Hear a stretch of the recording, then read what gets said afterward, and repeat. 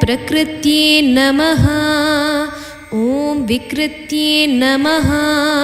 ॐ विद्याये नमः। ॐ सर्वभूतहितप्रदाये नमः। ॐ श्रद्धाये नमः। ॐ विभूत्ये नमः। ॐ सुरभ्ये नमः। ॐ परमात्मिकाये नमः। ॐ वाच्ये नमः। ॐ पद्मालयाये नमः। ॐ पद्माये नमः। ॐ शुचये नमः। ॐ स्वहाये नमः। ॐ स्वधाये नमः। ॐ सुधाये नमः। ॐ धन्याये नमः। ॐ हिरण्मये नमः। ॐ लक्ष्म्ये नमः। ॐ नित्यपुष्टाये नमः। ॐ विभावर्ये नमः। ॐ आदित्ये नमः। ॐ दित्ये नमः। ॐ दीप्ताये नमः। ॐ वसुधाये नमः। ॐ वसुधारिण्ये नमः। ॐ कमलाये नमः। ॐ कान्ताये नमः। ॐ कामाक्ष्ये नमः। ॐ कमलसम्भवाये नमः। ॐ अनुग्रहप्रदाये नमः। ॐ बुद्धये नमः। ॐ अनघाये नमः। ॐ हरिवल्लभाये नमः। ॐ अशोकाये नमः। ॐ अमृताये नमः। ॐ दीप्ताये नमः। ॐ लोकशोकविनाशिन्ये नमः। ॐ धर्मनिलयाये नमः। ॐ करुणाये नमः। ॐ लोकमात्रे नमः। ॐ पद्मप्रियाये नमः। ॐ पद्महस्ताये नमः। ॐ पद्माक्ष्ये नमः। ॐ पद्मसुन्दर्ये नमः। ॐ पद्मोद्भवाये नमः। ॐ पद्ममुख्ये नमः। ॐ पद्मनाभप्रियाये नमः। ॐ रमाये नमः। ॐ पद्ममालाधराये नमः। ॐ देव्ये नमः। ॐ पद्मिन्ये नमः। ॐ पद्मगन्धिन्ये नमः। ॐ पुण्यगन्धाये नमः। ॐ सुप्रसन्नाये नमः। ॐ प्रसादाभिमुख्ये नमः। ॐ प्रभाये नमः। ॐ चन्द्रवदनाये नमः। ॐ चन्द्राये नमः। ॐ चन्द्रसहोदर्ये नमः। ॐ चतुर्भुजाये नमः। ॐ चन्द्ररूपाये नमः। ॐ इन्दिराये नमः। ॐ इन्दुशीतलाये नमः। ॐ आह्लादजनन्ये नमः। ॐ पुष्ट्ये नमः। ॐ शिवाये नमः। ॐ शिवाकर्ये नमः। ॐ सत्ये नमः। ॐ विमलाये नमः। ॐ विश्वजनन्ये नमः। ॐ तुष्टये नमः। ॐ दारिद्र्यनाशिन्ये नमः। ॐ प्रीतिपुष्करिण्ये नमः। ॐ शान्ताये नमः। ॐ शुक्लमाल्याम्बराये नमः। ॐ श्रिये नमः। ॐ भास्कर्ये नमः। ॐ बिल्वनिलयाये नमः। ॐ वरारोहाये नमः। ॐ यशस्विन्ये नमः। ॐ वसुन्धराये नमः। ॐ उदाराङ्गाये नमः। ॐ हरिण्ये नमः। ॐ हेममालिन्ये नमः। ॐ धनधान्यकर्ये नमः। ॐ सिद्धये नमः। ॐ स्त्रैण्यसौम्याये नमः। ॐ शुभप्रदाये नमः। ॐ नृपवेश्मगतानन्दाये नमः। ॐ वरलक्ष्म्ये नमः। ॐ वसुप्रदाये नमः। ॐ शुभाये नमः ॐ हिरण्यप्राकाराये नमः ॐ समुद्रतनयाये नमः ॐ जयाये नमः ॐ मङ्गलाये नमः ॐ विष्णुवक्षस्थलस्थिताये नमः ॐ विष्णुपत्न्ये नमः ॐ प्रसन्नाक्ष्ये नमः ॐ नारायणसमाश्रिताये नमः ॐ दारिद्र्यध्वंसिन्ये नमः ॐ देव्ये नमः ॐ सर्वोपद्रवनिवारिण्ये नमः ॐ नवदुर्गाये नमः ॐ महाकाल्ये नमः ॐ ब्रह्मविष्णुशिवात्मिकाये नमः ॐ त्रिकालज्ञानसम्पन्नाये नमः ॐ भुवनेश्वर्ये नमः श्रीलक्ष्मी अष्टोत्तरशतनामावळि सम्पूर्णा।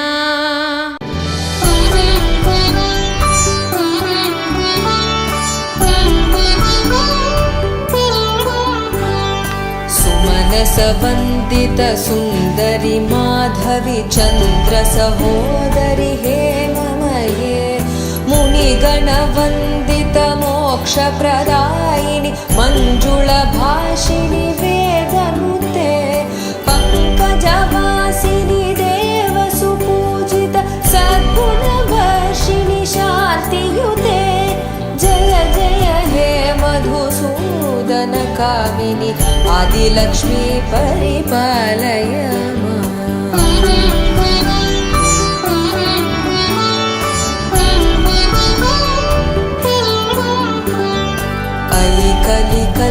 कलिकल्मषनाशिनि कामिनि वैदिकरूपिणि वेदमये क्षीरसमुद्भव मङ्गलरूपिणि मन्त्रनिवासिनि मन्त्रनुते मङ्गलदायिनि अम्बुजवासिनि देवगणाश्रितपादयुते जय जय हे मधुसूदन कामिनि धान्यलक्ष्मी परिपालय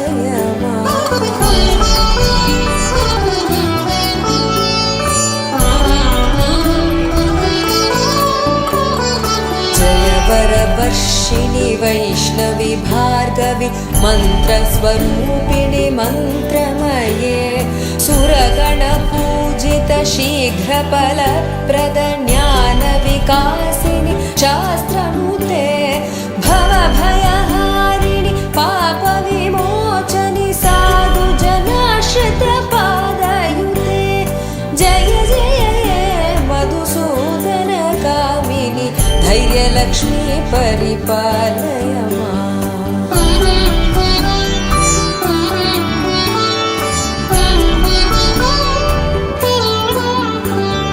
जय जय दुर्गतिनाशिनि कामिनि सर्वफलप्रद शास्त्रमये रथगजतुरगपदादि समावृत परिजनमण्डित लोकनुते हरिहर ब्रह्म सुपूजित सेवित तापनिवारिणि पादयुते जय जय हे मधुसूदन कामिनि गजलक्ष्मी परिपालय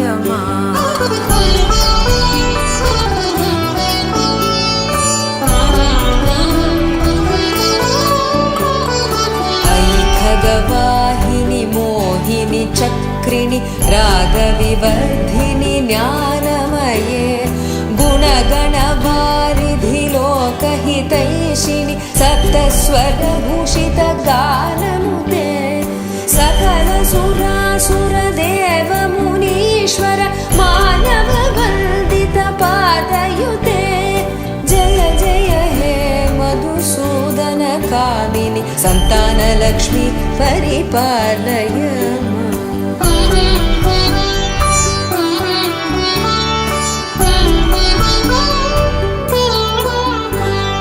जय कमलासिनि सद्गतिदायिनि ज्ञानविकासिनि गानमये अनुदिनमर्चित कुङ्कुमधूसुर भूषितवासितवाद्यनुते कल कनकधरा स्तुति वैभववन्दित शङ्कर देशिकमान्यपदे जय जय हे मधुसूदन कामिनि विजयलक्ष्मी परिपालय माम्।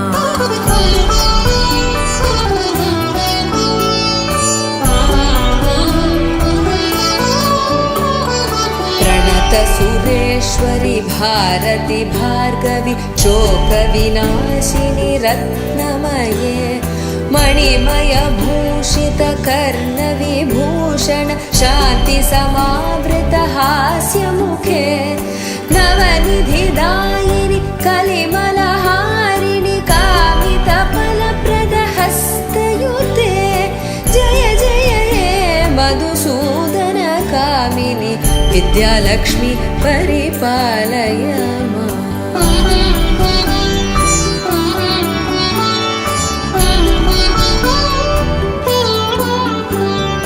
धिमि धिमि दिन् धिमि दिन् धिमि दिन् धिमि दुन्दुभिनाद सुपूर्णमये घुम घुम घुं घुम गुङ्गुम घुङ्गुम शङ्खनिनाद सुवाद्यनुते वेदपुराणेतिहास सुपूजित वैदिक मार्ग प्रदर्शयुते जय जय हे मधुसूदन कामिनि धनलक्ष्मी परिपालय माम्। अष्टलक्ष्मी नमस्तुभ्यं वरदे कामरूपिणी विष्णुवक्षस्थलारूढे भक्तमोक्षप्रदायिनि शङ्खचक्रगदाहस्ते विश्वरूपिणि ते जयः जगन्मात्रे च मोहिन्यै मङ्गलं शुभमङ्गलं मङ्गलं शुभमङ्गलं शुभमङ्गलम्।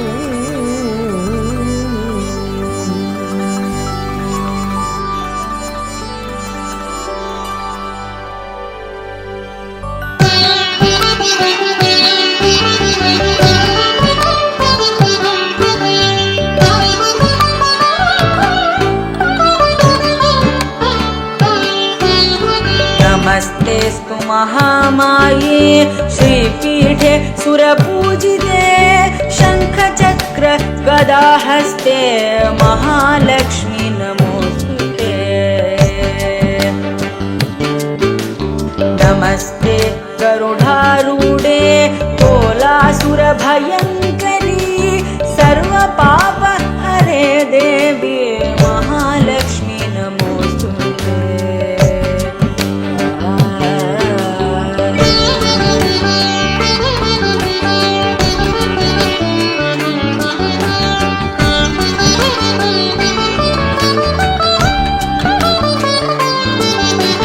सर्वज्ञे सर्ववरदे सर्वदुष्ट भयङ्करी सर्वदुःख हरे देवी महालक्ष्मी नमोस्तुते।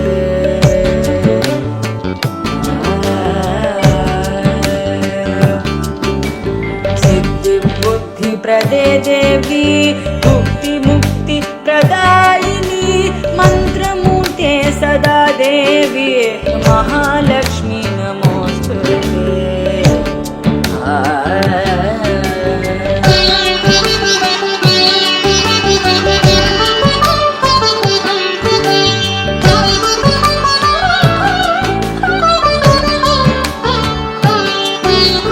आद्यन्त रहिते देवी आद्यशक्ति महेश्वरी योगजे योगसम्भूते महालक्ष्मी नमोस्तुते।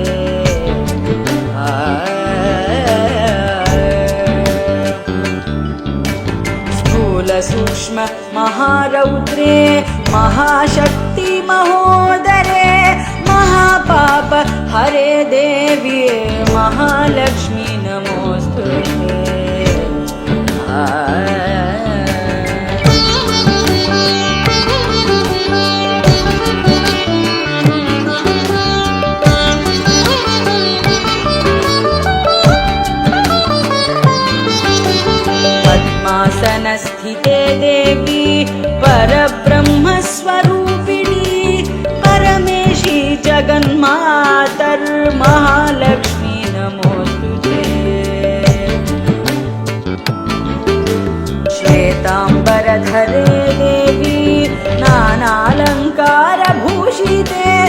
जगत्स्थिते जगन्मातर्महालक्ष्मी नमोस्तुते।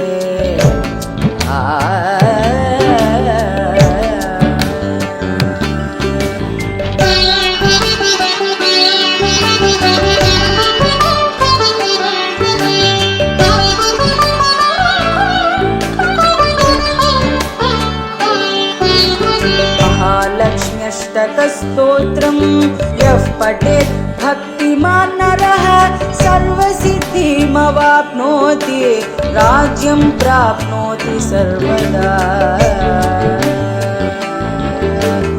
एककाले पठेन् नित्यं महापापविनाशनं द्विकालं यः पठेन् नित्यं धनधान्यसमन्वितः। त्रिकालं यः पठेन् नित्यं महाशत्रुविनाशनं महालक्ष्मीर्भवेन् नित्यं प्रसन्ना वरदा शुभा। प्रसन्ना वरदा शुभा। प्रसन्ना वरदा शुभा।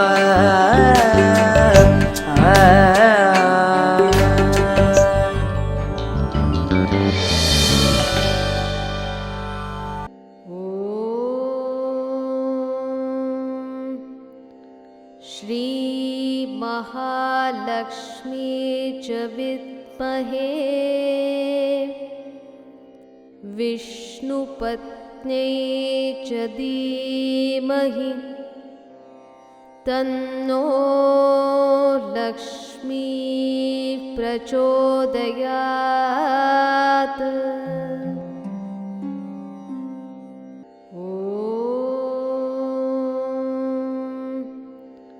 श्री महालक्ष्मी च विद्महे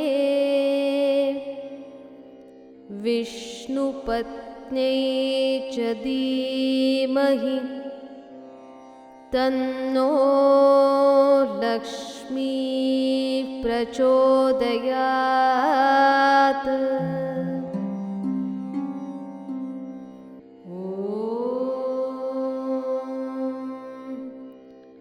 श्री महालक्ष्मी च विद्महे विष्णुपत्न्यै च धीमहि तन्नो लक्ष्मी प्रचोदयात्।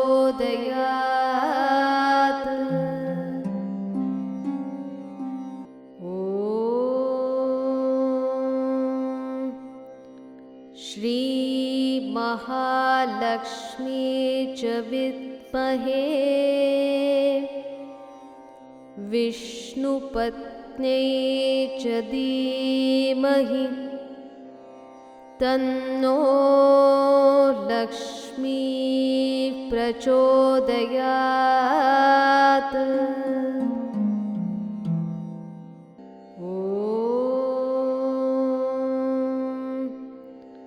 श्री महालक्ष्मी च विद्महे विष्णुपत्न्यै च धीमहि तन्नो लक्ष्मी प्रचोदयात्।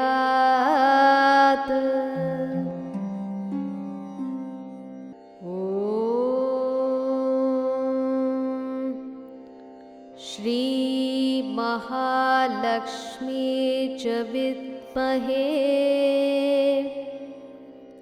विष्णुपत्न्यै च धीमहि तन्नो लक्ष्मी प्रचोदयात्।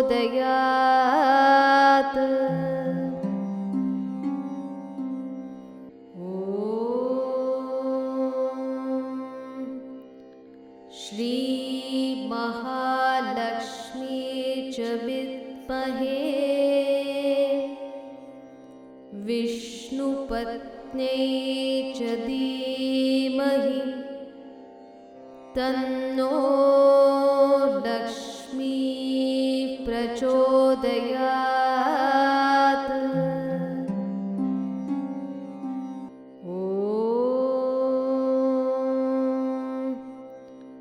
श्रीमहालक्ष्मी च विद्महे विष्णुपत्न्यै च धीमहि तन्नो लक्ष्मी प्रचोदयात्।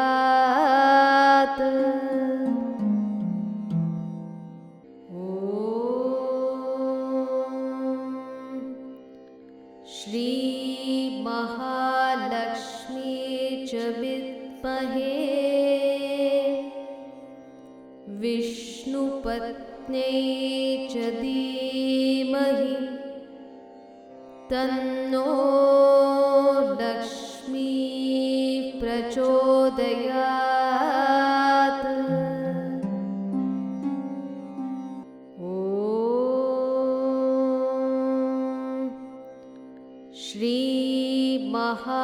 श्रीमहालक्ष्मी च विद्महे विष्णुपत्न्यै च धीमहि तन्नो लक्ष्मी प्रचोदयात्।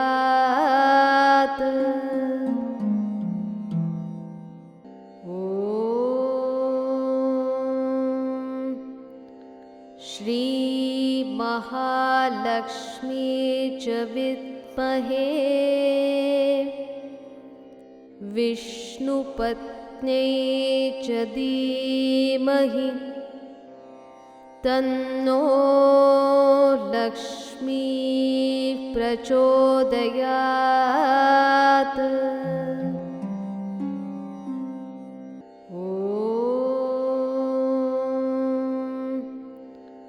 श्रीमहालक्ष्मी च विद्महे विष्णुपत्न्यै च धीमहि तन्नो लक्ष्मी प्रचोदयात्।